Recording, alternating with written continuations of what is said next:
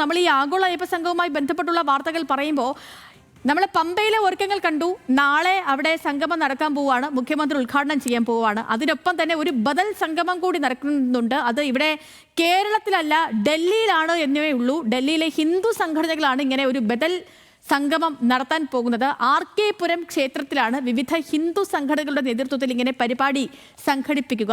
ശബരിമല സ്ത്രീ പ്രവേശനത്തിൽ വിയോജന വിധി എഴുതിയ സുപ്രീം കോടതി ജഡ്ജി ഇന്ദു മൽഹോത്രയും ഈ സംഗമത്തിൽ പങ്കെടുക്കുമെന്നറിയുന്നു. ശരത്ലാൽ ഡൽഹിയിൽ നിന്നും വിവരങ്ങളുമായി ചേർന്നുണ്ട്. ശരത്ത്, ഇവിടെ കേരളത്തിൽ പമ്പ തീരത്ത് ഒരുക്കങ്ങളൊക്കെയും പൂർത്തിയായി, സംഗമത്തിനായുള്ള ഒരുക്കങ്ങൾ അത്രയും പൂർത്തിയായിട്ടുണ്ട്. ഇനി നാളെ മുഖ്യമന്ത്രി ഉദ്ഘാടനം ചെയ്യേണ്ട ഒരു കാത്തിരിപ്പ് മാത്രമേ ഉള്ളൂ. ഇപ്പോൾ ഡൽഹിയിലെ ബദൽ സംഗമം കൊണ്ട് ഹിന്ദു സംഘടനകൾ ഉദ്ദേശിക്കുന്നത് എന്താണ്?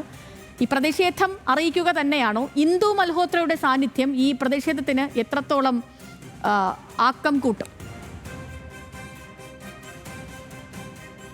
ഓക്കെ, ശരത്തിലേക്ക് വരാം. ശരത്തിലേക്ക് നമുക്ക് എത്രയും വേഗം ശരത്തിനെ പ്രേക്ഷകരിലേക്ക് ലഭ്യമാക്കാം. അപ്പം നമ്മൾ ഈ ആഗോള അയ്യപ്പ സംഘവുമായി ബന്ധപ്പെട്ടുള്ള കാഴ്ചകളൊക്കെ കാണുന്ന സമയത്ത് ഹിന്ദു സംഘടനകൾ ഈ വിഷയത്തിൽ തുടക്കം മുതൽ എടുത്തിരിക്കുന്ന ഒരു നിലപാട് ഇതിന് വിരുദ്ധമാണ്. ആ സംഗമം നടത്താൻ പാടില്ല, ഇത് രാഷ്ട്രീയ ലക്ഷ്യത്തോടു കൂടി നടത്തുന്ന സർക്കാരിന്റെ നീക്കമെന്നാണ് ഹിന്ദു സംഘടനകളും BJPയും ഒക്കെ ഉന്നയിക്കുന്നത്. ഒപ്പം കോൺഗ്രസും ഇതിൽ നിന്നും വിട്ടു നിൽക്കുകയാണ്. അപ്പോൾ ഈ ഒരു ഘട്ടത്തിൽ ഇപ്പോൾ ഹിന്ദു സംഘടനകളുടെ നേതൃത്വത്തിൽ ഡൽഹിയിൽ നടക്കുന്ന ബദൽ സംഗമത്തെ കുറിച്ചാണ് നമ്മൾ സംസാരിക്കുന്നത്. ശരത്തെ കേൾക്കാമെങ്കിൽ പറയൂ ശരത്ത്, ഇപ്പം ഈ ബദൽ സംഗമം കൊണ്ട് ഹിന്ദു സംഘടനകൾ ഉദ്ദേശിക്കുന്ന കാര്യങ്ങൾ എന്തൊക്കെയാണ്? ഇന്ദു മൽഹോത്രയുടെ സാന്നിധ്യത്തെ എങ്ങനെ നമ്മൾ വിലയിരുത്തണം ഈ ഘട്ടത്തിൽ ശരത്ത്?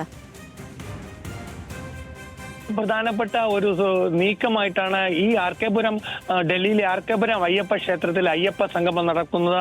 ഇതിൽ ശബരിമല വിധിയിൽ, അതായത് സ്ത്രീ പ്രവേശന വിധിയിൽ വിയോജിപ്പ് പ്രകടിപ്പിച്ച ഇന്ദു മൽഹോത്രയാണ് അയ്യപ്പ ജ്യോതി തെളിയിക്കുന്നത്, അതായത് ഉദ്ഘാടനം ചെയ്യുന്നത്.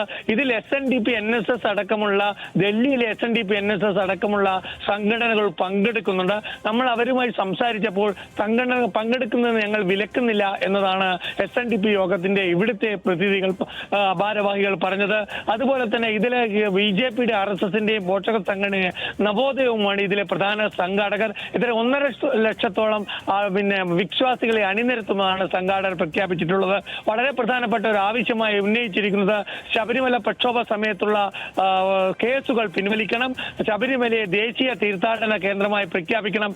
ഈ രണ്ട് ആവശ്യങ്ങൾ ഈ അയ്യപ്പ സംഗമം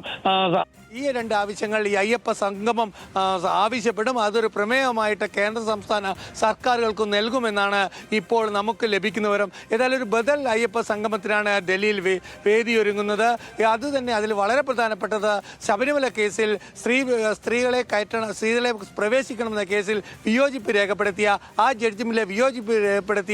ജഡ്ജി തന്നെ ഇതിന്റെ ജ്യോതി തെളിയിക്കുന്നു എന്നുള്ളതാണ്. ഏതായാലും സംഘപരിവാർ സംഘടനയോടൊപ്പം തന്നെ ഇതിൽ മറ്റു ഹൈന്ദവ സംഘടനകളെയും അണിനിരത്താൻ RK പുരം അയ്യപ്പ ക്ഷേത്ര ഭാരവാഹികൾക്ക് കഴിഞ്ഞിട്ടുണ്ട്. അതുകൊണ്ട് തന്നെ ഈ ബദൽ സംഗമത്തിൽ വളരെ പ്രധാനപ്പെട്ട പ്രമേയങ്ങൾ അവതരിപ്പിക്കുമെന്നാണ് സംഘാടകർ അവകാശപ്പെടുന്നത്. ഏതായാലും ഈ കാര്യത്തിലേക്ക് നമ്മൾ കാത്തിരുന്ന് കണ്ടുവരും. ഈ സംഗമത്തിനെതിരെ ഈ ബദൽ സംഗമം കൊണ്ട് ഉദ്ദേശിക്കുന്നത് എന്നും എന്തൊക്കെ പ്രമേയങ്ങളാകും അവിടെ ചർച്ച ചെയ്യപ്പെടുന്നത് എന്നും ഡൽഹിയിൽ നിന്ന് ശരത്ലാലാണ് വിവരങ്ങൾ നൽകിയത്.